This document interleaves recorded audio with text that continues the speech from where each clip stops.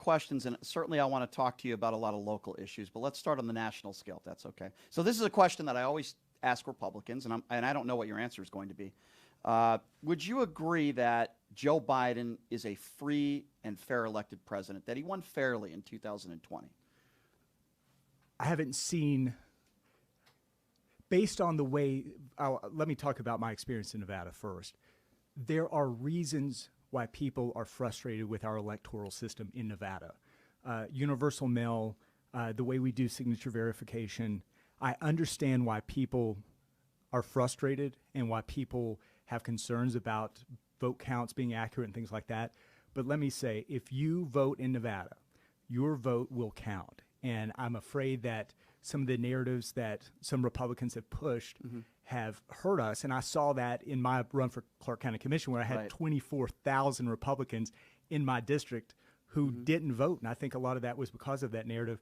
And as you mentioned, I lost by 330 votes, very by close. Yep. a quarter of a percent. So what would you say about Joe Biden, though? Would you say he's a free and fair elected president? I would say that nothing I've seen would change the result of the election. Okay. So yes. So fair to say yes. Okay. Yeah. I appreciate that. All right. So going to Nevada, you mentioned about some of those Republican narratives, which I believe are lies. Mike McDonald, I believe 5 others, the chair of the Republican Party here, has just been indicted for an alleged fake electorate scheme. Now, he's not the only one. What do you make of this? This is the chair of your party right here in the state of Nevada who has just been indicted, and he wouldn't answer the question by the FBI, which was, you know, basic questions about possibly being a part of allegedly a fake electorate scheme, and he pleaded the 5th. I have to ask you, as a Republican running for office, what do you make of that? Well, let's back up and talk about history. This is not the first time that in our nation's history that somebody has been accused of having, being a fake elector. I think we've got 2 issues here. One is, I think there are a lot of members of Congress I know who are brilliant and a lot who are not, but no member of Congress would have accepted, votes from Nevada that were for Trump, because the accepted outcome was that Biden had won Nevada. Second, there's a second part of this that's not being talked about enough, which is Aaron Ford, our state attorney general, is, you can say whatever you want about Michael McDonald or the fake electors, but we have the issue of Aaron Ford misusing state tax dollars, state residents' time on what's basically a political witch hunt. So you can be frustrated at... So you would characterize these fake electorates and the indictment as a witch hunt? The timing of it is just so rich and beautiful. I mean, it's just so transparent that he is acting on the behalf of Democratic interests and trying to play politics with his position to try to... Let me play devil's advocate, if I may. Of the election. I understand. Yeah. Let me play devil's advocate, if I may here. If it was a witch hunt, then why didn't Mike McDonald just answer the question? If he wasn't part of a fake electorate scheme, why didn't he say no? When I'm innocent of a crime, and if anyone ever asked me a question, I'm honest about it, and I have nothing to hide. He pled the 5th, just like Donald Trump did how many times now in so many different cases? I don't know. I mean, I'm just going by Donald Trump's. Listen, he's the face of your party, and we'll get to Trump. But he's the one who said if you plead the 5th, you're probably guilty. These are questions to ask Michael McDonald. I wasn't a candidate 4 years ago, 3 years ago. I understand that, but you called it a witch hunt. And my question to you is, first of all, he was indicted. I don't agree with when people say it's, and I know you didn't say this, it's a ham sandwich. You can indict a ham sandwich. But if you don't answer a direct question, and then the Attorney General says, hey, I think there's a there, and there might be some evidence that probably we haven't seen. I would hope. Hey, listen, if there's no evidence there, then I agree with you. If they're in a courtroom and they don't convict these people, I'm going to be with you 100%. I'm just thinking to myself, if it's a witch hunt, why wouldn't you just answer the question and say you weren't involved? Do you see what I'm saying? I understand what you're saying. Yeah. The timing of it is what really bothers me, because there's no new evidence that our Attorney General has that he didn't have 8 months ago, 10 months ago. So the timing of it is very... How do we know that? Well, My assumption is based on when interviews have taken place. It's obviously something that happened, 3 years ago now. I find it very unlikely that he's gained any new evidence between. So you're making January an of last- assumption about I'm that. making I'm an not assumption. saying you're wrong, Yeah. but if they actually are convicted of a crime, will you say you were wrong? No, I'm the timing of it is my concern. If they're convicted of a crime tomorrow, they would have been convicted of a crime 10 months ago, and it's that 10 months that's playing politics. Okay, so let me play devil's advocate with you. What would you say about the timing of the indictment of Hunter Biden? Would you say that's the same, that applies the same way, the timing of Hunter's indictment here? Well, the difference is that Republicans didn't have the votes in the House to do it any faster until they only got control of the House, in January. And they've basically been working to indict him since January. And they've been investigating him for the most part since Joe Correct. Biden took office. So this is basically, from what I can see, as quickly as possible. If they wanted to do more harm to Biden, they would actually do the Aaron Ford slow walk. But I'll say one thing that's important about the Fifth Amendment.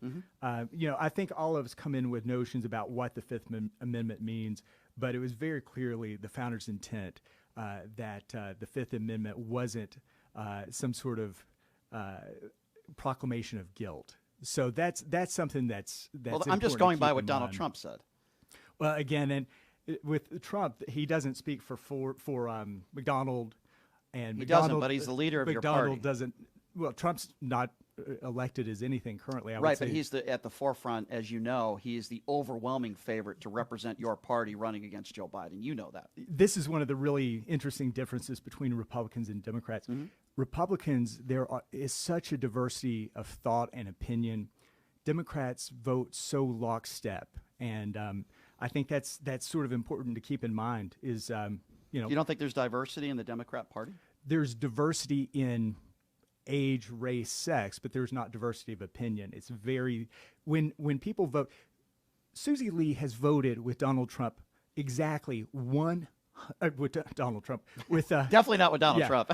yeah, exactly 0% of the time. With Biden, Right. 100% of the time. I can assure you that if I'm serving under Biden, serving in Congress, and Biden is the president, Trump's the president, DeSantis is the president, Nikki Haley's the president, whoever it is, Newsom's the president, I will not vote with that person 100% of the time. And that's just a reflection of not doing a good job on Susie Lee's part by voting with somebody 100% So, of the time. okay, going by that theory of diversity in the Republican Party, why is Donald Trump such an overwhelming favorite? You have established people that are running for president on the right, whether it be a Nikki Haley, even though I'm not a big Ron DeSantis fan, you've got guys like Ron DeSantis or, newcomers out there. You got Chris Christie up there.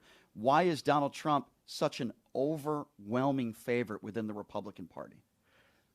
First of all, you would have to ask voters because, I'm not an electoral Are you a Trump supporter? prognosticator. I am a supporter of whoever can beat Joe Biden because I think Joe Biden has been so damaging to our country. And to answer your question more directly, why are people supportive of Trump? It's because people think that Trump can end the 3 years of really bad outcomes for American families that we've had under Joe Biden. And I think that if they thought that that could be, a different candidate, they would coalesce behind a different candidate. But Trump is clearly, according to all polls, performing better against Biden than other people. So I think that is, say what you will about Trump, I think that is very appealing to a lot of people, even people who don't love everything Trump has done. I really want to pick your brain about Joe Biden, and I promise you we're going to get to that because I want to get your thoughts on the Biden administration. But I still hear this within the Republican Party that those on the right it's the law and order party. Then why is it that there are so many people in this country, including those that are up there on a stage running for president, when asked if Donald Trump is a convicted felon, which, by the way, I believe he will be. I know those are 91 alleged crimes that he committed, 91 felonies. It would be hard for me to believe that he's going to be found innocent on all of those. And yet people still raise their hand, and I don't know what your answer would be on this, that if Donald Trump is a convicted felon, no matter how much you dislike Joe Biden's policies, that you would still vote for a convicted felon. What does that say about the Republican Party today? Well, I think it shows how bad Biden's policies have been for America. But with, as far as Trump's concerned, I'm not running Trump's campaign. I'm not working for Understood. Trump's campaign. I'm worried about Susie Lee and what she has done to our community in Southern Nevada. So I think the sort of Trump questions would probably be better suited to somebody. But here's in why I his asked you. circle. Here's But why I asked you that. Because you criticize Joe Biden a lot. A lot. You're not somebody that doesn't talk about national politics, and that's okay. And that's why I wanted you in. I want to talk to you about these issues. But let's talk about Joe Biden. And I should point out, Yep. I've criticized Trump for things. Trump, for example, I'll give an example of something that was not a successful policy. Yeah. And that's the tariffs with China. A tariff is a tax on consumers. Right. And that ended up being a small portion of the reason that we're facing some of the issues we're facing today economically. A very small portion compared to Biden. But I make no bones about the Right. fact that anybody who's elected president, I'm going to have issues with. I did not endorse, when I was a newspaper editor, Mitt Romney, because I don't feel like he reflected the values of Republicans very well. I've had situations where I've called out members of my own party through the think tanks I've worked for, through the columns I've written, on TV, on radio. So my goal is to elect people who advance freedom, limited government, free markets, and most of the time Republicans do that a heck of a lot better than Democrats, and that's why I'm a Republican. Yeah, and again, I understand that. Let's talk about a national topic though that hits home, and I appreciate you talking about UNLV and thoughts and prayers with the victims, and I think I had somebody in studio here yesterday that locked herself and barricaded herself in a classroom for 3 hours. Right? It's terrible. We both agree on that. Absolutely. I'm trying to figure out what the Republican platform is, or even your platform, quite frankly, on gun violence. We have some of the most gun violence we've had in this country, in the history of this country. Clearly what we're doing is not working, or lack thereof of what we're not doing. So tell me your criticisms of the Biden administration or Democrats when it comes to guns, and maybe some solutions when it comes to Republicans or like yourself. Sure. First of all, gun violence numbers are fairly consistent. Keep in mind that most of the gun deaths are suicides, the way that they're measured. With guns, the real problem is that there are 440 million of them. So I believe in the Second Amendment. I believe that, As do I. I believe that people should have the right to bear arms. There's no solution that all these Democrats, we're going to do a gun buyback. We're going to get guns out of people's hands. The fact of the matter is, when you have 100 million more guns than you do people, that you're never going to have an effective solution when it comes to taking guns out of people's hands. So that gets to why can 99.999% of people who are great people use guns safely and never use them for crime?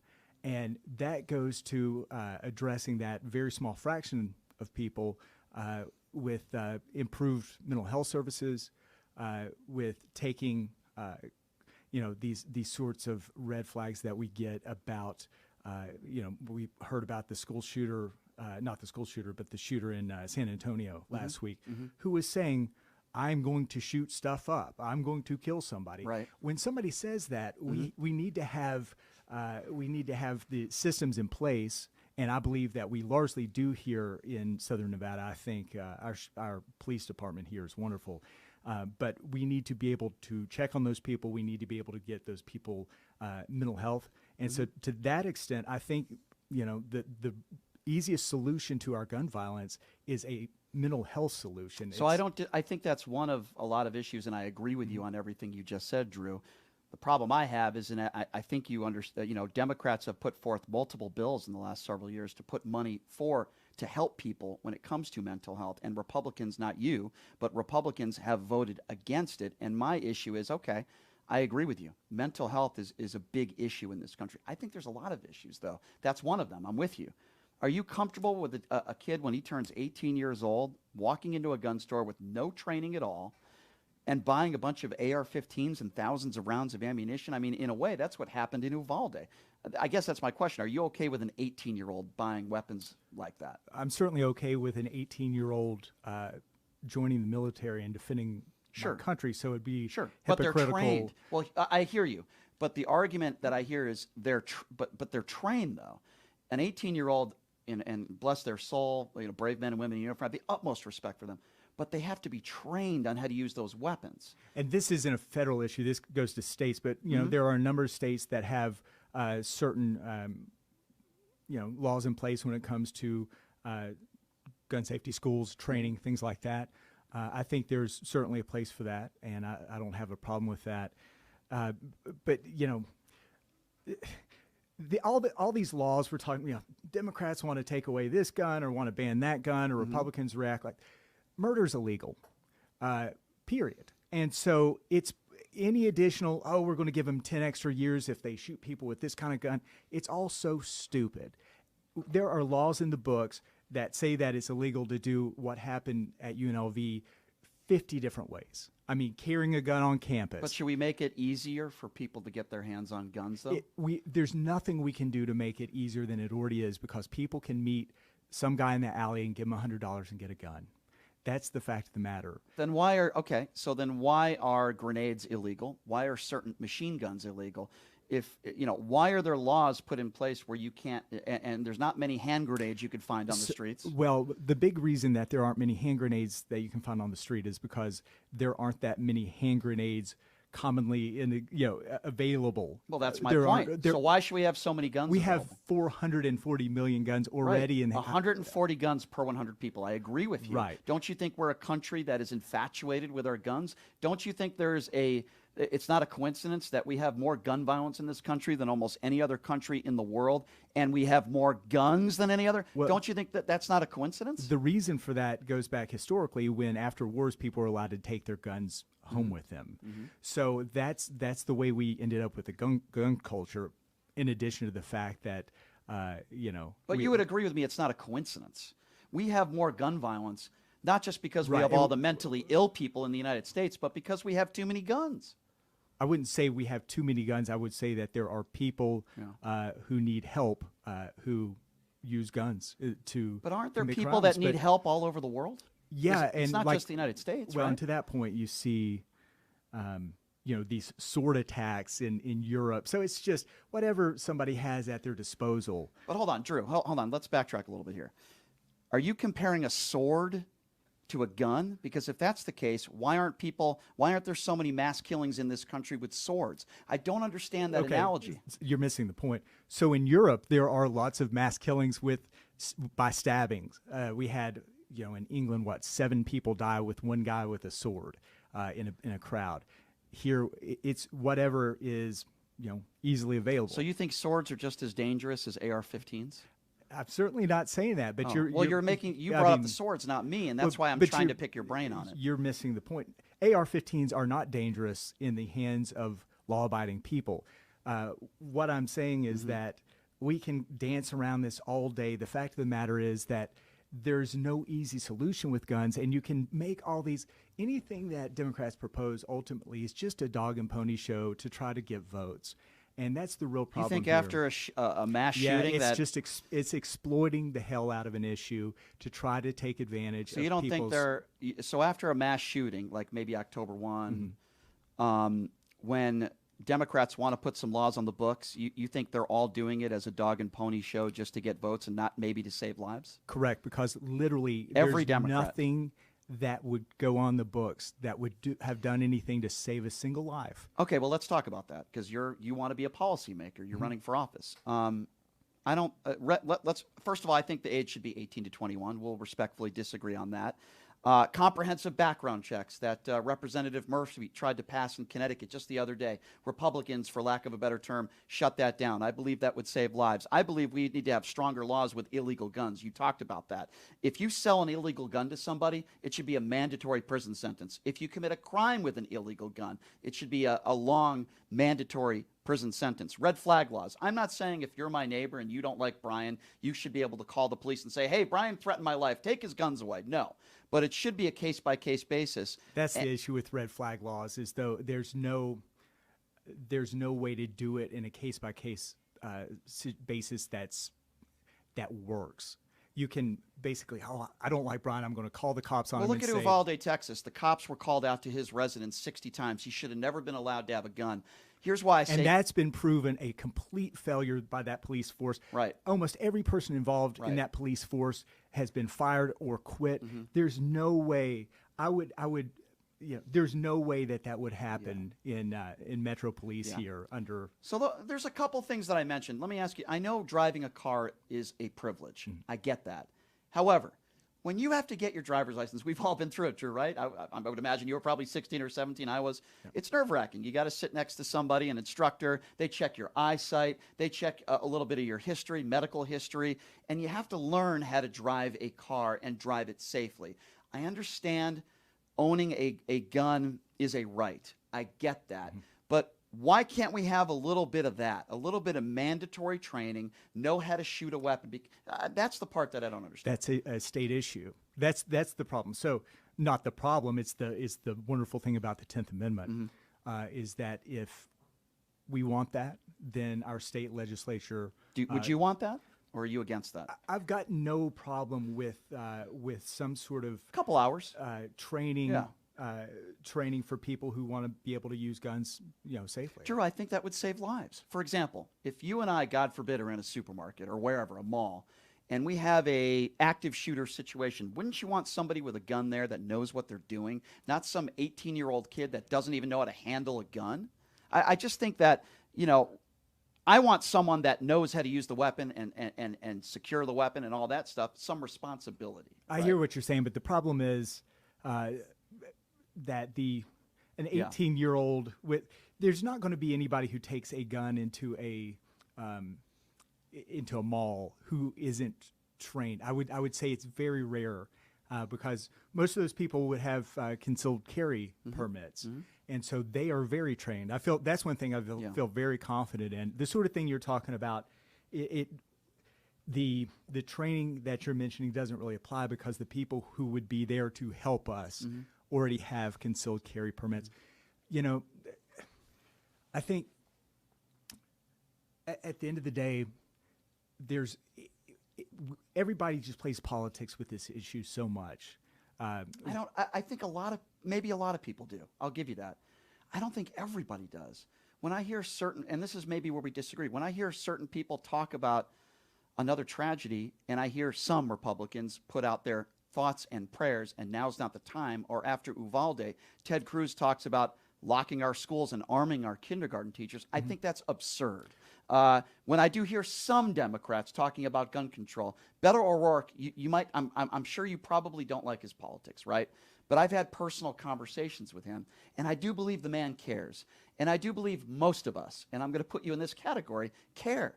And you don't want to see innocent people die.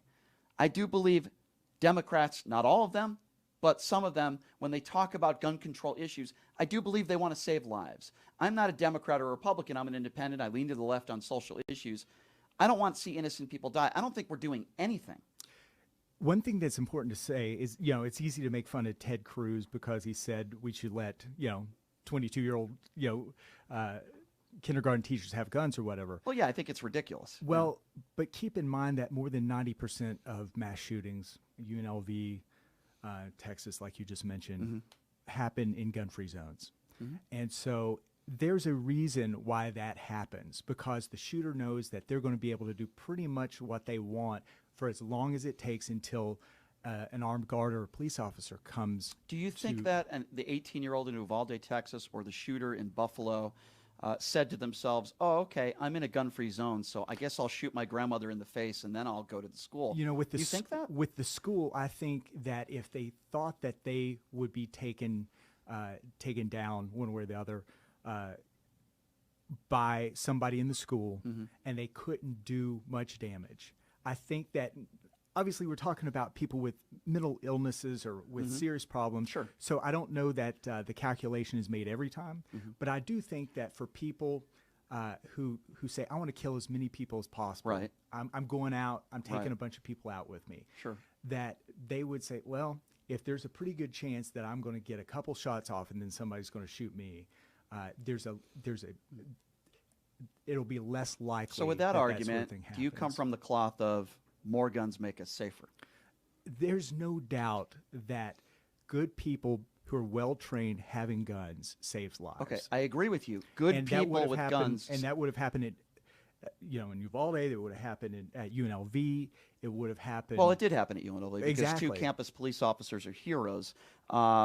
But then you have situations where the good guys don't always win either, like the shooting in Buffalo. Sure, but you'd rather have the opportunity to have somebody who's well trained with a gun there to fight. I don't disagree with that. I think any reasonable person would agree with you there. If there's an active shooter situation, So, but that undermines the making fun of Ted Cruz for the kindergarten. Well, because Ted Cruz- I want people in elementary schools who are well trained to be able to have access to guns to stop things like that, Well- because that's the easiest way to protect lives. well, the reason why there's a lot of reasons why I make fun of Ted Cruz, and you're right, he is easy to make fun of.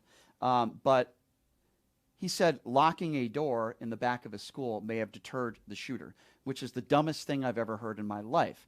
I do not, and this is, I guess, where we fundamentally disagree. I don't think more guns make us safer, because if that was actually true, then we'd be one of the safest countries on the planet when it comes to gun violence. You and I both know that's not true. In specific situations, the good guy with a gun can deter the bad guy with a gun. We saw it at UNLV. I agree with that, but as a whole, if more guns made us safer, then we wouldn't have the massive amounts of gun violence we have in this country. Well, first of all, there's no in America we don't have more violent crimes than a lot of other countries, and you're right that people use more guns in America than other places, and it's because you're right, we've got the Second Amendment, and we've got this culture and history of protecting the Second Amendment, making guns available to people. But I don't think there's any way. First of all, I don't want to give up the Second Amendment. Neither do I. I think, time and time again, we've proven that places where you cannot have guns, gun-free zones, are the places where mass killings happen. And when you take away the gun-free zone designation, when you have people who have concealed carry, who are well-trained, people have less of a chance of these mass shooting incidences. Guns are not my number one issue. I understand why you're bringing it up. I'm a from a Republican. local You issue get to, too, of course. yeah, a Republican. You get to pinata on, but frankly, I mean, there's with all the whether it's making fun of Republicans for the thoughts and prayers BS, which is not a policy solution, or me making fun of Democrats for every time something like this happens, going out, raising a bunch of money, saying, oh, Republicans don't care about kids. They want everybody to die. It's just such a political charade by both sides. And Let me ask you about that. I understand, doing it on the radio because you got to get people to listen. But I've written about it just to get get eyes. Well, let me be clear. I'm not doing this because I got to get people to listen. I'm doing this because I take your candidacy very seriously. We're not going to agree on everything, and that's okay. But I would imagine you, and this is a big issue nationally. It's a huge issue. But let's switch topics.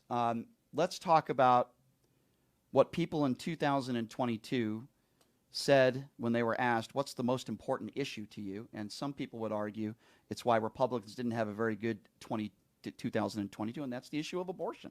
There are a lot of Republicans out there. I don't know what your take is on this, by the way. I have no idea. But there are some Republicans out there that want to ban abortion completely across the board. So, you're running for Congress. I want to get your thoughts on this. What are your thoughts on abortion? Do you believe that a woman should not have the right to choose?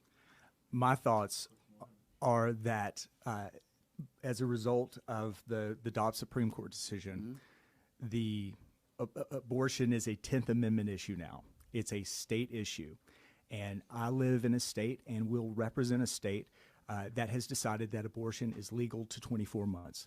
I will hold my hand up and say that I promise to uphold and protect the laws of the land, which are federal, state, and Of local. course. Yep. And in Nevada, we have decided, the voters of the state decided that abortion to 24 weeks should be legal. Sure. And I live in this state willingly, and that is clearly what voters want. So I think that the issue at this point isn't about, on the federal level at least, when you're talking about electing members of Congress, this is the case in some state legislatures. But the Congress, the federal level, has almost nothing to do with abortion at this point. where we, as Republicans, people who believe that abortion should be limited, there are opportunities now not to fight those fights at the policy level, but to fight them at the grassroots level by supporting things like better adoption options, improving foster care services, giving money to crisis pregnancy organizations, because I think we can all agree that there should be fewer abortions, and that people who do choose to keep a child in tough situations and then give that child up, that child should be given the best opportunity possible. I don't necessarily disagree with anything you said. Again, I don't want to sound like I'm blaming Republicans for everything, and I might sound like that today, but you're a Republican, and I want to challenge you on some of these things. They vote against maternity leave. Republicans vote against governmental programs that would help a single mother raise that child. We have hundreds of thousands of kids right now that are waiting to be adopted, and that's for the most part abortion being legal. If these Republicans out there want to ban abortion across the country, we're going to have millions and millions of kids that are going to be unable to be adopted. I just don't think, forget about even your opinion on abortion. From a pragmatic standpoint, how could these Republicans want to abolish abortion altogether? It doesn't make sense to me, logistically. I mean, there's no role for abolishing abortion in Nevada. So I get that. I get that, and I appreciate. Mean, nobody in Nevada is having this conversation. I get that. This is a conversation you should have in Alabama. Well, the reason why it's an important, an important conversation is because if somebody is going to vote for somebody like you, I think they want your personal opinions on abortion. So let me ask it this way. And by the way, I appreciate the fact that you're willing to respect what the law is in Nevada. But I don't know if you've ever answered this question before, because I don't know what your answer is. What is your, Drew Johnson, what is your personal feeling on abortion? And if you had it your way and you had the opportunity to create a law, what would it be in regards to abortion? First of all, I think that everybody agrees, except for extremist Democrats, that very late-term abortions are absolutely disgusting. Yes. And that's something that... Unless there's a health issue, right? With absolutely. The mother. Okay, absolutely. So we agree on that. Health and safety of the mother. Sure. And those are the only sorts of discussions that are had at the federal level now. So, if abortion were a major issue for me, I would run at the state level, or I would start a ballot initiative, because the fact of the matter is there's nothing at the federal level that can be done about abortion other than just like we were talking about with guns, kind of dog and pony show votes that both sides bring up to try to get an edge when it comes to election season. Do you think abortion is murder? I think that late-term abortion, where the kid could be born and get up and walk over and make a sandwich, is absolutely murder. I think that agree. Abortion, the discussion of whether abortion is murder at earlier levels is a personal decision that I'm not going to be involved in. It's a very tough, horrible decision that a woman, and hopefully as much as possible the man, is responsible to make. So, if you believe that abortion is murder, you should probably go live in a state that doesn't allow 24-week abortion. If you think that abortion is great and we should have tons of abortion, then you should go to a state that allows babies to be thrown in dumpsters after they're born. Here in the sort of... Is there a state that allows babies after they're born to be thrown in dumpsters? Well, there are states where post-birth abortion happens, Colorado being an example. But with abortion, it's not a public policy battle to be fought in Nevada. It's set law. It's 24 weeks. It sounds to me like your opinions are very similar to Nikki Haley's opinions when it comes to this issue. You're pro-life, yet you don't want to arrest women for getting abortions, right? And you agree on maybe a 3 or 4 month ban, which, by the way, I would be okay with. Is that a fair characterization of your opinion on abortion? You kind of take the Nikki Haley approach to it, which is a moderate approach for a Republican, I would say. Well, I mean, if my wife were pregnant and we had an unwanted pregnancy, I would certainly hope that she would keep the kid. Right. For myself, I know where I stand. Sure. But yeah, it's not appropriate at the federal level for us to make laws, and clearly Dobbs set that. If I'm fortunate enough to be in Congress, I'm not going to make laws that infringe upon the state's rights. And again, here in Nevada, we've got Sure. very liberal abortion Yep. limits that Yep. are 6 months. So I asked you a lot of questions about Trump. I can't guarantee I won't ask you anymore, but I do want to talk about Joe Biden. You have been very critical of the Biden administration. You have been very critical of Democrats. So if I asked you, what are your biggest criticisms of the Joe Biden administration, Drew, what would you tell me? I think that the two things I can point to most easily as far as the impact that it's had on people's lives here in Southern Nevada, one is his energy policy. Look, there's a place for green energy. There's a time when most of our energy will come from renewable sources. That time is not now. And doing things to limit our ability to use like natural gas, for example, or force us to import oil and natural gas from countries that don't have our best interests at heart is a national security threat. It increases the cost of everything because ultimately everything we consume is either made with or shipped by fossil fuels, and so that's at the heart of the inflationary issues that we're seeing now. The other issue with the Biden administration that I would say is the biggest problem is the approach, and Republicans messed this up. George W. Bush messed this up big time. The approach that government needs to be involved in everything, needs to fund everything, that we shouldn't take a critical eye about what constitutes the proper role of government and cut wasteful spending, cut programs that we don't need. And as a result, we've spent 3 years just printing money that we don't have to fund things that we don't need, and that's been adding to the inflation. So, Is that so? You blame the Joe Biden administration maybe for our debt? Is that what you're saying? no, or- I'm saying that Yeah. he has exacerbated Inflation. a problem that basically every president in my lifetime has been been been guilty of to some degree. No president has been as guilty of it as he has been year to year. And so when it comes to spending. Okay, so let's go with that. Let me start with that. Donald Trump put us in more debt in 4 years than certainly Obama did in 8. Did you have the same criticism for Republicans and Donald Trump? Absolutely. You can Google my name and Donald Trump. I've written op-eds, columns about my concerns about Trump spending. I do think that Trump was better about taxes, and the way that he lowered taxes, led the charge on lowering taxes, ultimately stimulated our economy so that we were able to pay for some things better than we have been under Biden. He did give a lot of tax breaks for the rich and the He top gave a 1% heck of a in this lot of- country. So I think some people would characterize that as not really helping most of America, but helping the ultra elitist rich and the CEOs of Fortune 500 Well, companies. unlike Biden, rather, Trump also gave tax breaks to middle class people. Biden increased taxes on basically everybody who makes more than 80 grand a year. So it's easy to take the swipes at the 1%, but ultimately the 1% are not evil. They're the people who create the jobs that we all have. So I'm thankful for the 1%. The more money that they can make, it's not like a negative sum game. It's not like a pie that we all have to share.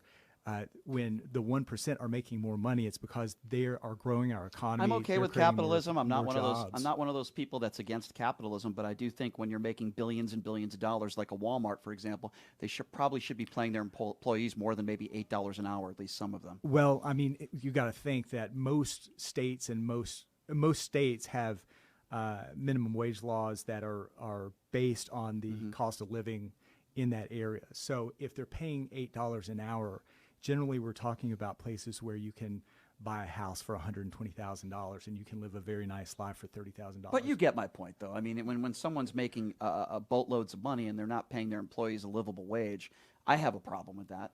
It's very difficult to tell people what to do, but I have an issue with that. If that's a problem for those employees, we're living in a wonderful time to be an employee. It's very easy to vote with your feet. And so I have a hard time believing that Walmart is staying open, underpaying people to the extent that you're claiming because they could go across the street and get a better job elsewhere. That's one of the great things that we've got going. We're not indentured servants. We're not slaves. Sure. We have the choice to work where we want, and if somebody feels like they're being underpaid for their skills, Well, there are certainly some people that are in better positions than others, people that have educations. So you mentioned the term national security threat. Do you believe Joe Biden is a national security threat? I think that there have been things that, yeah, there's no doubt that Joe Biden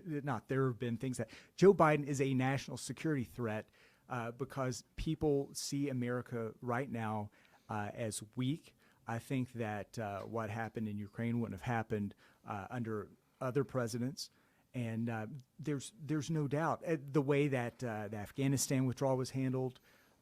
You can look at so many examples. So let's talk about that. As you just mentioned, that the Afghanistan withdrawal. When you have somebody like Mr. Bolton, who worked in Donald Trump's administration, that said Donald Trump's withdrawal was virtually identical to Joe Biden, is he lying when he says that? Or I have no idea. I don't know what Donald Trump's withdrawal would have looked like because we didn't see it. What we saw was the massive failure by Biden's withdrawal. And, there's no doubt in my mind that we would not be in the position we're in, both with Israel and Hamas and also Russia and you think Ukraine. Hamas, and we probably agree on this issue, Hamas obviously a terrorist organization, Absolutely. right? We agree on that. And I would imagine you're pro-Israel. Yeah, for the most absolutely. part. Okay, so we agree on that. Yeah.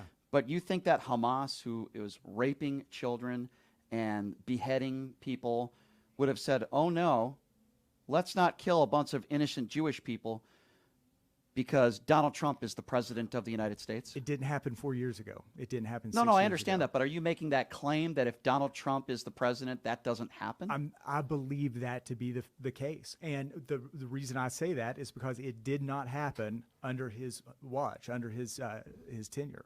So all we have are the facts that under Donald Trump, we didn't engage in new wars. We ratcheted back what we had going on as far as troops overseas. And under Biden, basically, we're facing a proxy war in Russia, or in Ukraine with Russia, and we're tap dancing around an actual war. But Drew, if I said to you that COVID wouldn't have happened if Joe Biden was president, you'd probably call me crazy. By the way, I would never make a statement like that. But I feel like that's a similar type of statement.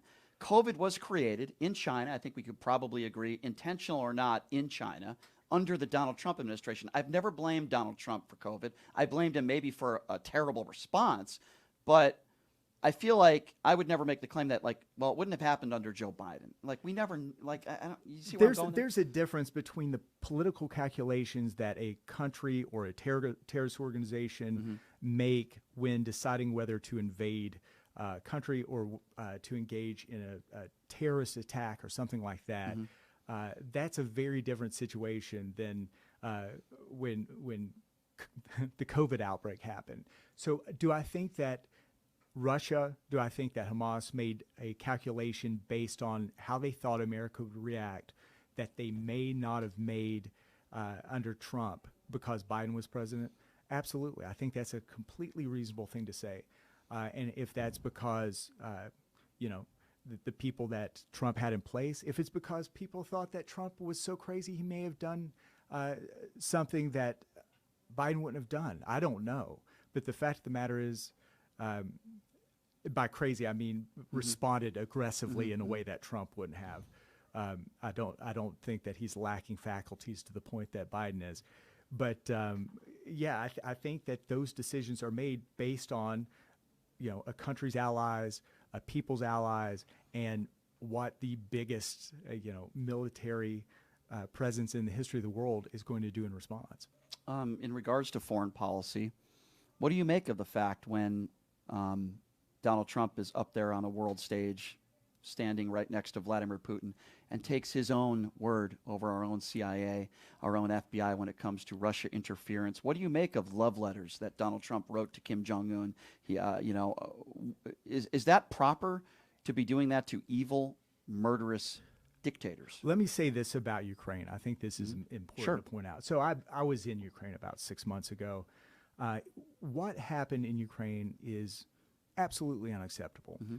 Putin is a dictator. He's a terrorist. He's terrible to his own people who do not agree Yes. with him.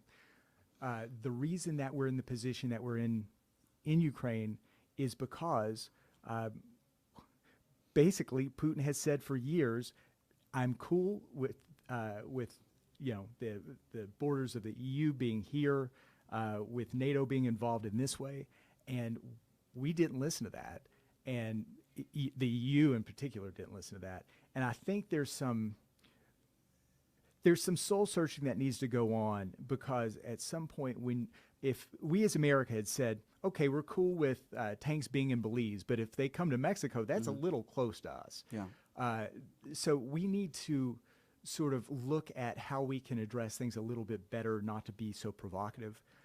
What is going on in Ukraine is a humanitarian disaster. That's why I went, Sure. saw it firsthand. You don't blame Ukraine for this war, not because at there all. are some people, fringe people, that do, which we agree. It's absolutely absurd, right? Yeah, It's absurd. This is not Ukraine's fault.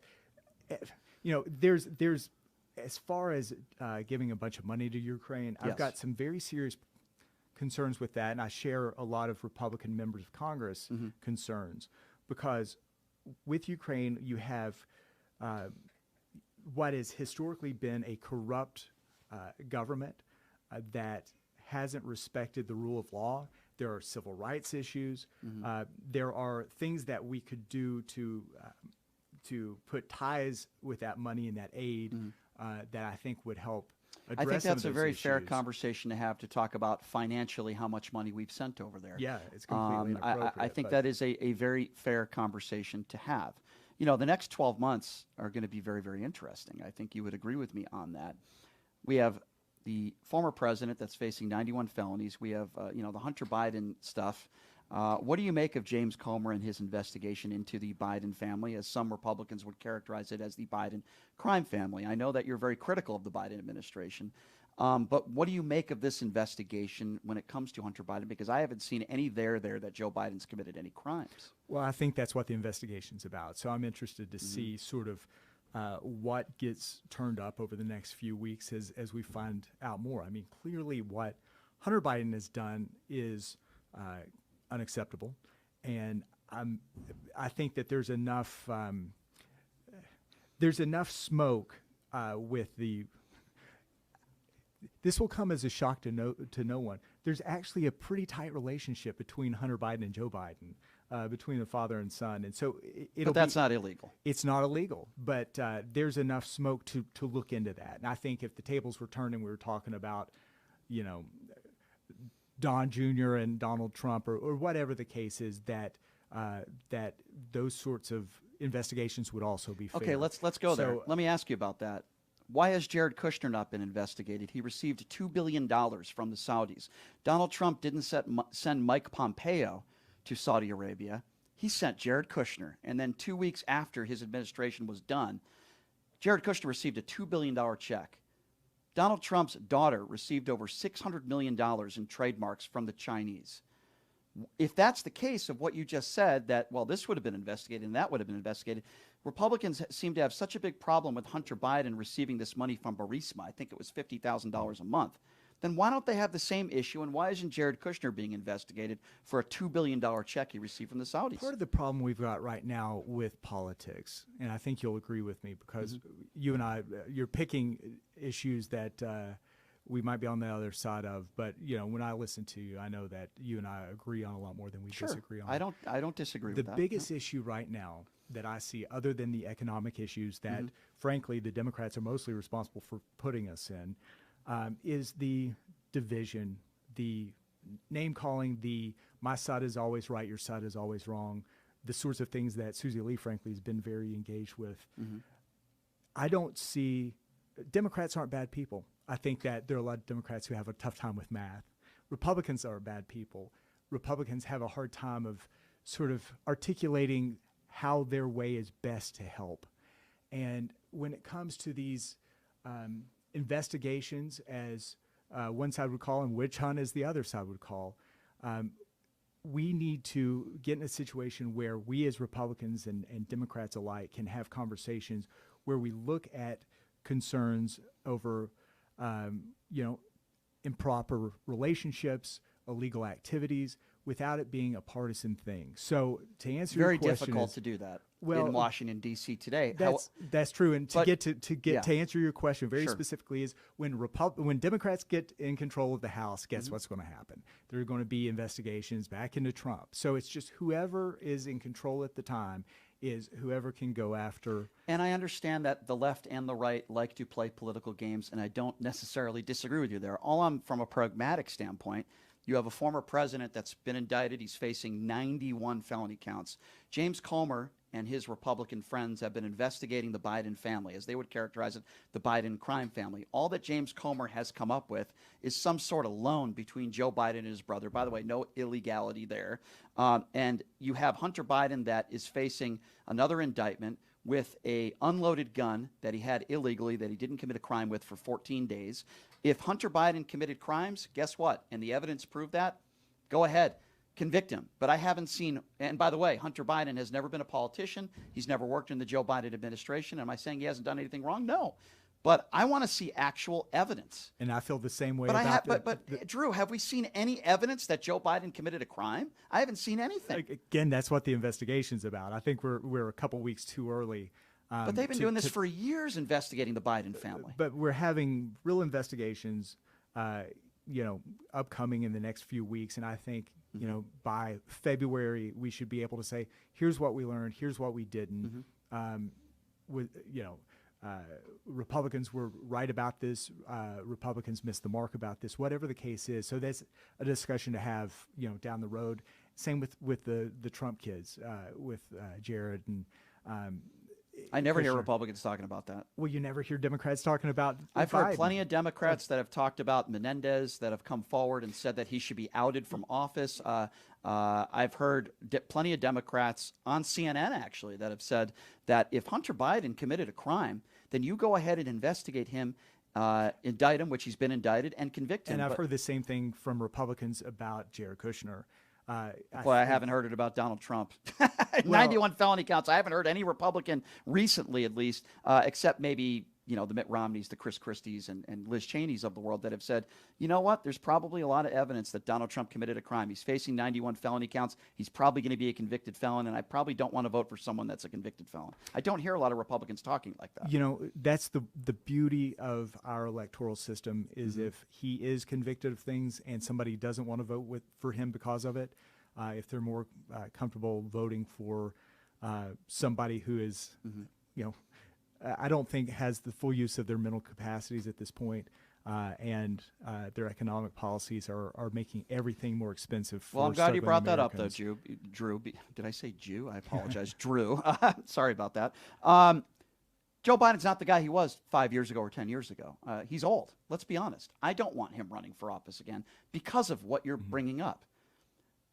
On the contrary, I think you know what I'm going to say. In the last month, Donald Trump has flirted around the idea that General Milley should be executed. He said that you need ID to buy bread. He said Jeb Bush got us into the war in Iraq, and he said he defeated Barack Obama in the 2016 elections. I agree with you. Joe Biden is not a spring chicken. I want somebody else to run on his behalf. I'm with you. But I think if you make that he's not, you know, all there capacity-wise, I think you probably have to make the same claim about Donald Trump with just the statements he made over the last month. I don't think Donald Trump is very well mentally either. We need both younger people. By the way, most people agree with me. They don't want to see Donald Trump versus Joe Biden. I would imagine you're probably in that state as well, I would assume. We need younger people in office. I think they're both too old to make a general statement. One of my favorite things I've heard recently is Joe Manchin was at an event. The very moderate Democrat from West Virginia, senator who's retiring, and he said, you know, I'm not running for re-election because I'll be 82 if I'm reelected. And he said, that's no age to be a senator. That's prime time to be president, baby. I thought that was really funny. Do you think there should be an age limit, though? Because you have to be 35 to be president. Should you be over 70? I think the age limit comes with the voters, and I think that if people in the primary have a problem with Trump's either his age or his blustery talk, however you want to phrase it, then they have the opportunity not to vote for him. With the Democrats, it's pretty clear that a lot of people who would vote Democrat don't want Biden, but the Democratic apparatus is very excited to have Biden. And that's, well, they don't want to vote for Trump, of course. Right? Well, but I mean, what yeah. I'm saying is that, between Biden and Trump, well, I won't say that. Some Democrats will choose Biden over Trump, but a lot of Democrats, I think, would rather have somebody who's competent and not having other people run the show. And I get that. Mm-hmm. That's the thing. If somebody doesn't want to vote for somebody because of their age, they don't have to. And that's, every person has the right to take that into their of calculation. We have that right. I certainly agree with you. I guess. But should we have a constitutional amendment that say nobody over 75 should be president? No. I don't think so. And in you running for office as trying to be the next congressman here out of Nevada, you want our elections to be fair. I get that. But let me ask you another question in regards to this. Back in 2016, before Donald Trump ran against Hillary Clinton, he made some claims that the elections are rigged, they're stolen, Hillary's going to cheat, the Democrats are going to cheat. Then something happened. He won. Hillary conceded the next day. And for the next 3 years, around the next 3 years, I didn't hear Trump talking about a rigged election. Everything, I guess, ran smoothly. Donald Trump also won. And I didn't hear about election integrity from many Republicans out there. No election is perfect. There's going to be some levels of fraud, and I totally get that. No, nothing's perfect, and I'm totally okay with that. But then he started up again. 2019, the elections are rigged. Joe Biden's going to cheat. He's going to steal the election. Don't you think that's kind of a coincidence that Trump wins and then we don't hear a lot about election integrity from Republicans for the next several years? Or maybe not a coincidence. I guess that's what I'm trying to say. Well, I mean, this is not. You're talking to the wrong Republican about this because, as I mentioned earlier, I think a lot of our talk about your vote's not going to count, your vote won't count, the elections are rigged, I think has done a lot of damage to us as far as voter turnout. So, sure, my concerns aren't with things that claims that may or may not be substantiated. My concerns are with legitimate issues that we have here in Nevada. Let's talk about that. Should we have universal mail ballots without request? I would say that Utah has universal mail ballots. They require people to put the last four of their social or their driver's license on the ballot when they vote. And that takes care of any issues you have with, the signature verification is set too strong. It's set too low.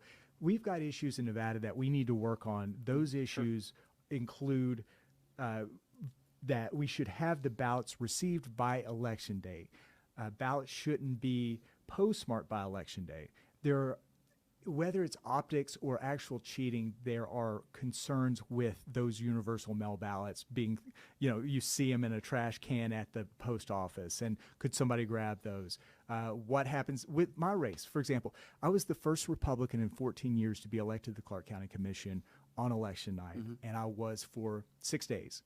And I went from having a 2,500 vote lead to losing by 336 votes. Right. I think that where some ballots come in that had bogus signatures? Probably, but I accept under the law, the way the rules work, that I lost. Right. I mean, I'm not. And I appreciate that, and that is one of my biggest criticisms of Trump when Bill Maher said he's never going to leave the White House. I mean, he was kind of right. So I appreciate that about you, that you're willing to accept the outcome.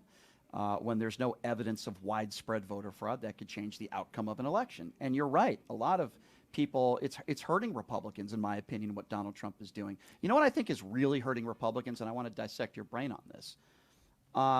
I think they talk about gender ideology too much, and they talk about drag queens reading books to kids when we know that's not, nobody's died from drag queens reading books to kids, right? And I don't think there's ever a Democrat out there that's saying you force a child to go to that. It's up to the parents, right? I just feel like they're talking about the wrong issues in a general term. Talk about inflation. talk about the economy, talk about the border. It is a crisis at the border. You know, these are the things that I think most Americans want to talk about. And I feel like there are a lot of Republicans out there in office today that are talking about Hunter Biden's laptop. They're talking about, again, gender ideology. Ron DeSantis was asked, how are you going to end the war in the Ukraine? And he started to talk about gender ideology on Fox News with Trey Gowdy. I'm like, talk about real issues that Americans really want to talk about. Do you disagree with that? Well, I mean, when I knock on doors, when we do polling, we know the issues that people care about here. Right. The 1 and 2 issues are some form of inflation, the cost of living. The third issue is education, and the fourth issue is crime and safety. Right. And that is, you know, with my background, very focused on economic policy, energy policy. You know, my columns are about those things. They're about government corruption. They're about government waste.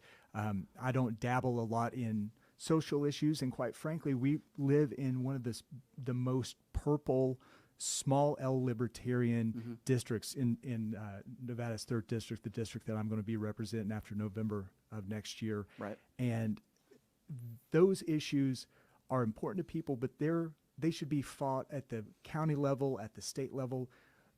There's really no place for government to get involved with, in the lives of individuals making decisions about their own lives and their families.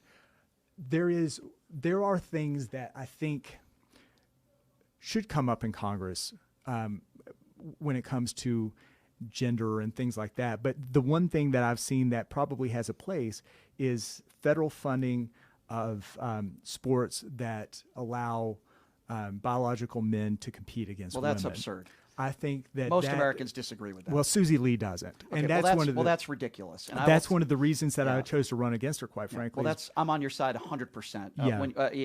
And that's absurd. And by the way, I did not know that Susie Lee was okay with that. First of all, we'll agree on this. Yeah. This gets me very angry. It's dangerous for women to be on a field with someone that was born a man. Listen, I'm very pro LGBTQ and I'm pro transgender and I want people to live their lives. But you can't have people born men competing with women on the field. It's absurd. And if Susie Lee feels that way, I look at the swimmer and I'm forgetting her name. Raleigh Gaines. Leah Thomas, Yeah, actually. yeah, Okay. So Leah Raleigh. Thomas was ranked 440th in the country as a man. Okay. This gets me real riled up. Yeah. And then she claims she's a woman. Okay, whatever. Okay. I'll call you a woman out of respect to you. But now she's number 1. I mean, it's absurd. And any Democrat that feels that that's okay, for lack of a better term, is an idiot. If Susie Lee feels like that's okay, if you're born a man to compete professionally or at college or high school level, then I'm with you 100% on that, and I wouldn't vote for her just for that reason. The struggles that women had to go through with Title IX to ensure that there were scholarships available, to ensure that there were women's pro sports leagues. Right.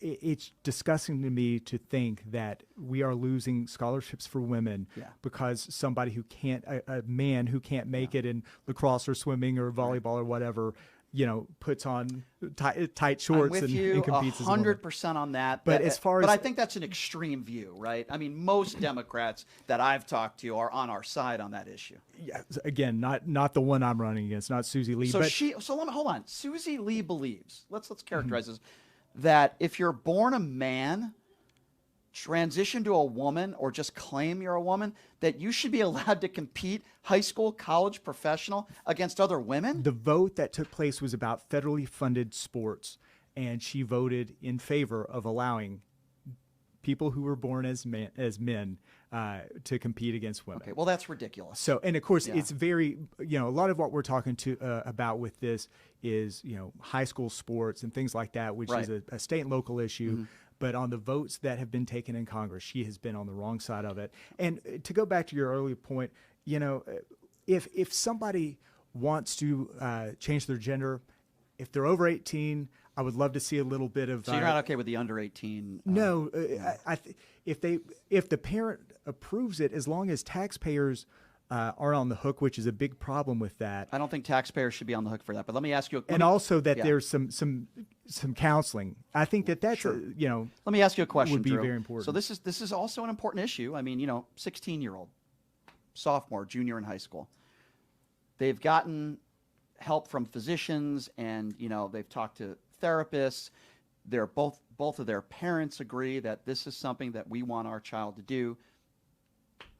Are you okay with that, or what's your feeling on that? My feeling is that that would be a 10th Amendment issue too, just like abortion, and that would be should be decided at the state level. And so you want the government to get involved in that? No. You want the voters to get involved in that? I want people to have the opportunity to. Well, let's get this straight. So if you're under 18, there is no place for, the way I see it, for gender reassignment surgery.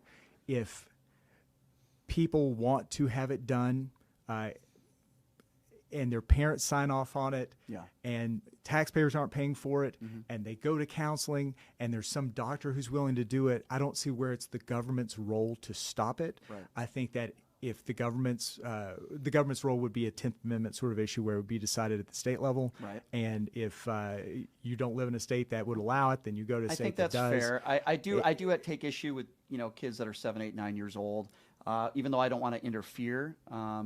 If you offer a 7-year-old $1 million cash or Oreo cookies, they might pick Oreo cookies. I'm with you there. Well, when you say, think about, yourself on the playground saying, ooh, so-and-so is gross, or, I think Right. I want to play with a doll rather than a car today. Does that make me a girl? Sure. The sort of pressures that little kids Understood. are having, Yeah. it's just ridiculous. Yeah, we agree with that. I mean, Understood there's there. no place. What are your thoughts on gay marriage? I don't think I ever asked you about Yeah, that. so I was actually the first conservative columnist to come out and say that, and this was in 2011, I think, in America, who came out and said that there's no place for government in marriage, period. Marriage, the way it should have gone down, if I were king of America in 2011, 2012, when these sorts of discussions were taking place, Right. I would have said that a marriage is first of all, is a contract between consenting of individuals, Right. whatever that means, where the government's only role would be a civil contract, so that if that relationship broke up, that things could be divided in a fair way. Yeah. But marriage is fundamentally between you and your partner, and So you're okay with your it, God or obviously. Yeah. whatever. So Yeah. I don't like the way that it went down, but there's no way to say that if government is involved in marriage, Sure. that that gay marriage shouldn't be allowed. Yeah, I don't my, want- my problem is government being involved in Of marriage. course, I don't want government involved in almost anything. Yeah. I do think that we should help the poor a little bit more, and I want the government to get a little bit more involved in those who are mentally ill and those who need a lot of help. I don't have a problem with food stamps, welfare, that sort of thing. But I got to say this. I don't characterize you as a MAGA Republican. When I use the term MAGA Republican, it's fail to criticize Trump for anything. He's the next Messiah. Anti-LGBT, anti-gay marriage, which obviously you're not against. If somebody characterizes you as a MAGA Republican, you don't sound like a MAGA Republican. How do you characterize yourself? I've character. Let me sort of give a little bit of my background. This might help you understand. So, I grew up in a trailer in rural Appalachia, and I only had the opportunity to succeed because my mom lied about my address and said I lived with my grandmother. I was zoned to go into a terrible school that had like a 9% college admission rate from that high school. And so I got to go to the city school, which is a little bit better, have a better chance at going to college. And through that experience and seeing how sort of illegal school choice worked for me, I became very interested in the idea that parents should be empowered to send their kids to a place where their child can receive the best education. So that's sort of my education background. When I was in high school, I had the opportunity by selling donuts to raise enough money to go to an exchange program with our sister city. Yeah. So I'm not from Vegas originally. The sister city of Vegas is Bali, I think, someplace you would want to be. The sister city for Johnson City, Tennessee, is Rybinsk, Russia, the city of the fish, and Ryba means fish in Russian. And so when I was 14, 15, I got to go to Russia, and it was right after the fall of communism. Right. I mean, this was 93. I met people whose parents and grandparents were in a gulag. I saw what too much government, what abuse of power did to people, and I think that informed my belief about what I wanted to do for my career. Understood. And you know, I go through just the last hour of getting to know you a little bit, and you do agree that Joe Biden is a free and fair elected president.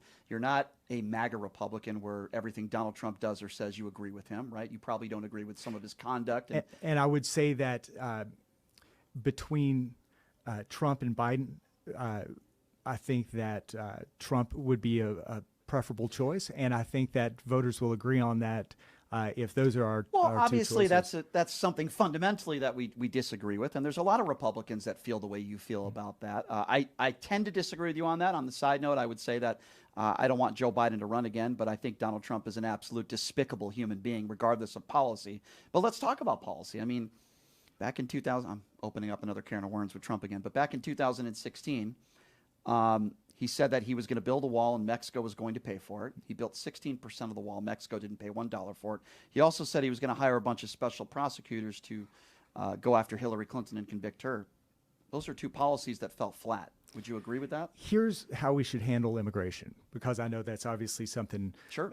You'll ask me It's a big directly topic. if Yep. Sure. if we don't hit it right now. Sure, let's talk about it. So my belief is, first of all, we have to secure our borders, period, because of fentanyl, because of human trafficking, because of the fact that it's unbelievably unfair for people in this community who immigrated the right way to basically have their rights, watered down by people who don't do it the right way. So my belief is that we should enforce our borders, secure our borders, but we should also make it easier for people to immigrate legally, because number one, here in our community, we don't have enough people to work the jobs that we have.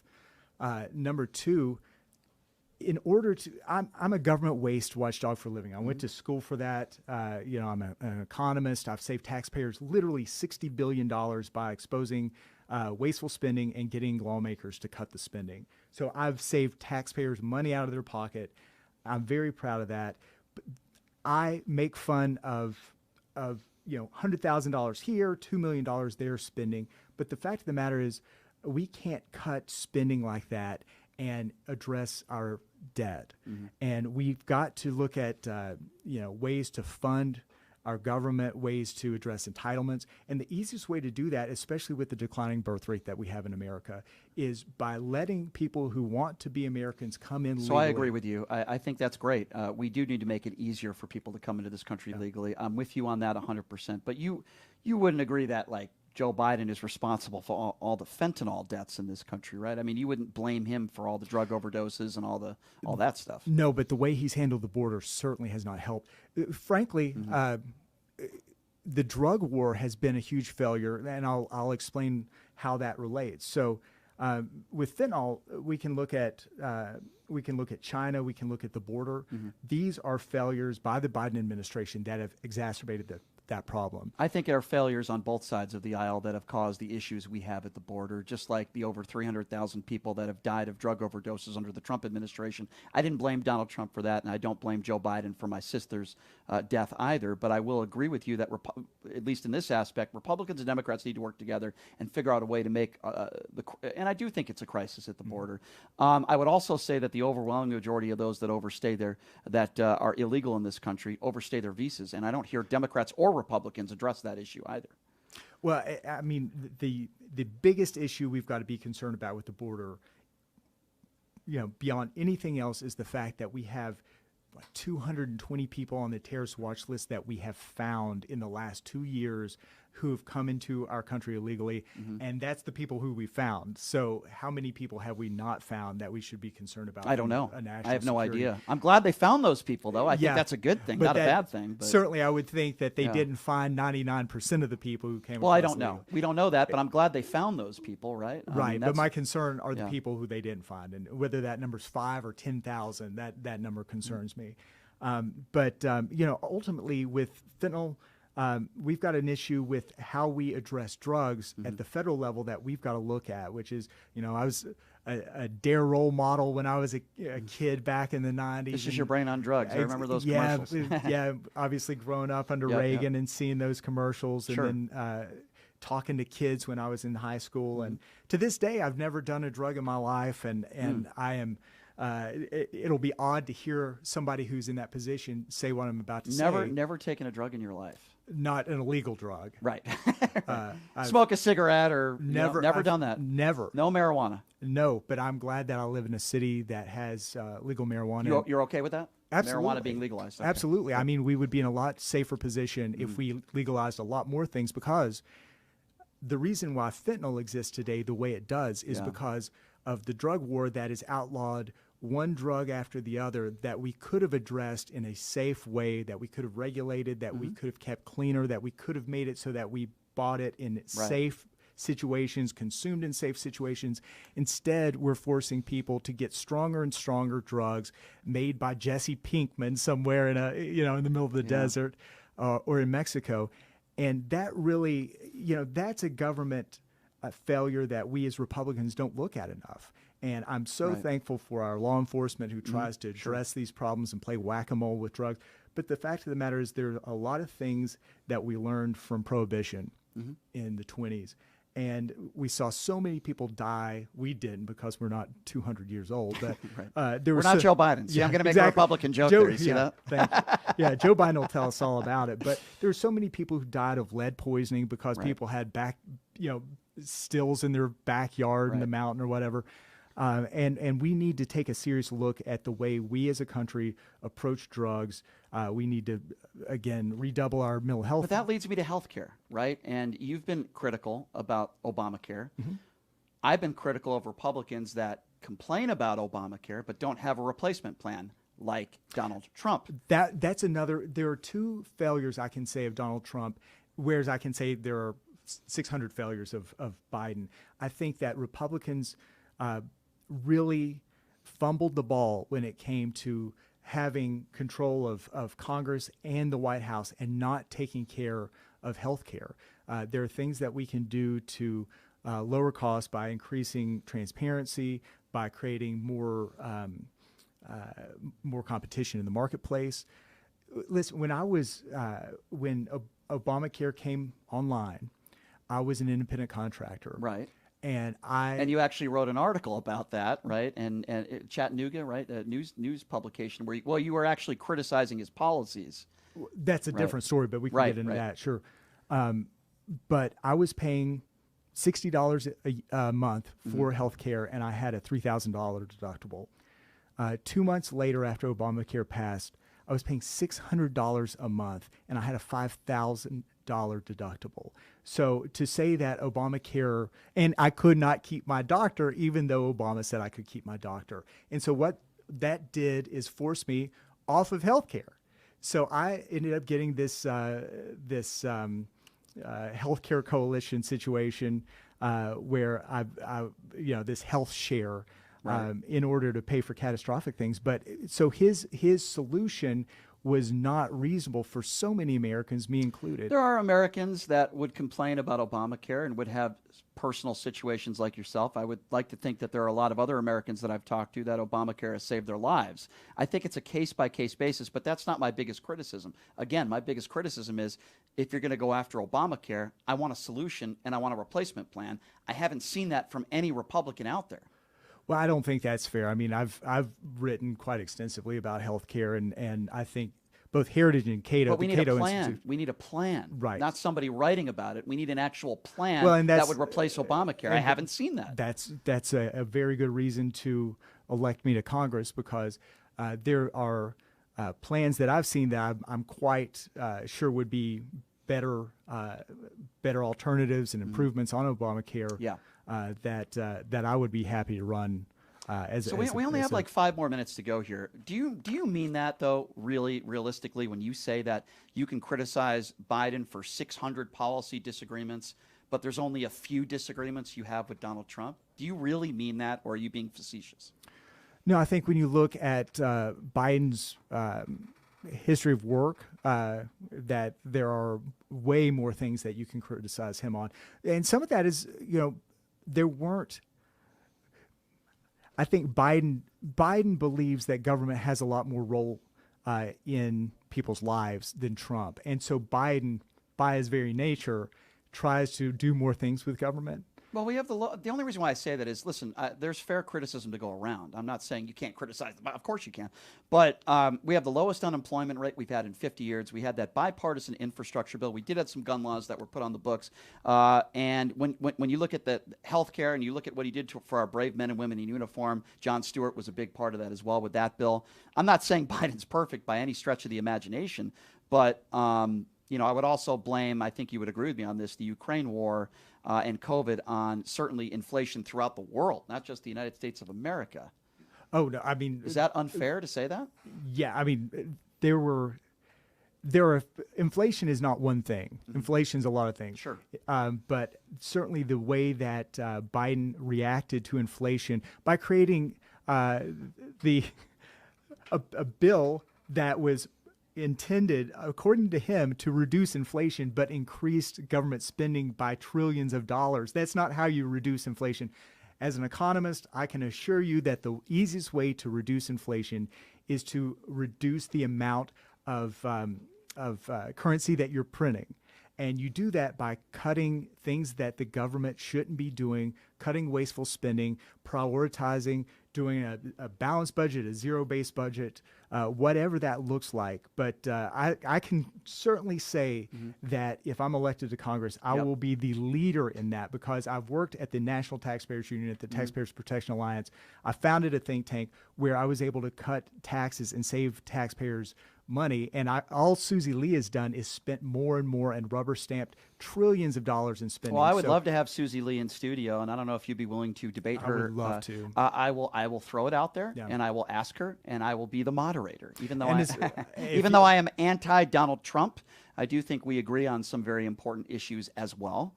And if Susie Lee believes that someone that has grown a man, born a man, I should say, transitioned to a woman, should be competing against women, that's very problematic, in my opinion, and I don't want to vote for people like that. I'll tell you that right now. At the same time, I wouldn't vote for a guy who, in my opinion, incited January 6th. I don't want to vote for a guy who thinks that General Milley should be executed. I don't want to vote for a guy that's facing 91 felonies that's probably going to be a convicted felon. I know you don't like Joe Biden. I know you're not a Democrat. You're a Republican, and I get that. But I would still vote for Joe Biden for those reasons alone. Well, that's for anybody who feels like that. That is their prerogative, obviously. What I hope is that if you're in the 3rd congressional district, that you will vote for me, that you will put a check next to Drew Johnson's name, because this race isn't about me against Biden or what I think about Trump. It's about what has Susie Lee done for the people of the 3rd district. And the fact of the matter is, she is not representing us well. She does not represent our beliefs. She does not do enough for our community. And I will be a better representative when you call my office and you have a problem. Let's give out that information, since we only have about a minute left. And by the way, I really do appreciate you coming in and spending some time. Absolutely. Give out the information. If people want to learn more about you, website, social media, how can people follow you? Yeah, to learn more about me, go to drewfornevada.com. That's Drew, F-O-R, drewfornevada.com, and the socials are all at Drew for Nevada. So easy to find. My phone number's on there, my email's on there. Happy to answer any questions. And although we disagree on some things, I think we can agree that the people in this community are great, and we live in a great community, and I believe that I can represent it better than Susie Lee does. Well, I'll give Susie the opportunity to come in as well to answer to that, and if you both want to have a conversation or debate or whatever you want to call it live on this show, I would be glad to do that. And I appreciate you coming in, and I've enjoyed the conversation. You're right, we don't agree on everything, but I think we probably agree on more things than we disagree on, and you are right. This is a great community, and I want good people representing this community, and I certainly want people that are willing to come in here and answer difficult questions, which you've done, and I appreciate that, and have a spirited debate. There are Democrats and Republicans that don't want to be challenged. They don't want to be challenged by an idiot like me, and they don't want to be challenged just in general. And I think you have to be able to answer the difficult questions, and I appreciate you coming in and doing that. Drew Johnson, thank you so much for being here. I didn't even get a chance to talk about your career as a journalist. I didn't even get a chance to talk about that. But My think tank career, Yes, my journalism but- career. We'll after the primary's over, I'll come back welcome and to we'll come do back. it. You're Yeah. welcome to come back and do it again anytime. Yeah. Appreciate you coming in, Drew, and thank you so much for being here. Boy, what a difference in guests we have tomorrow. We have Alex Jones' ex-wife coming on the show tomorrow, so that should be interesting. But I appreciate Drew Johnson being here, as I mentioned, and Susie Lee is welcome on the show to answer to some of those criticisms. That's a wrap, folks, and we'll see you tomorrow, same time, same place. Thank you to the Occupy Democrats for putting me on their platform today as well. I certainly appreciate that, and their 10 million followers. So thanks for joining us, everybody. We'll see you tomorrow. Have a great day.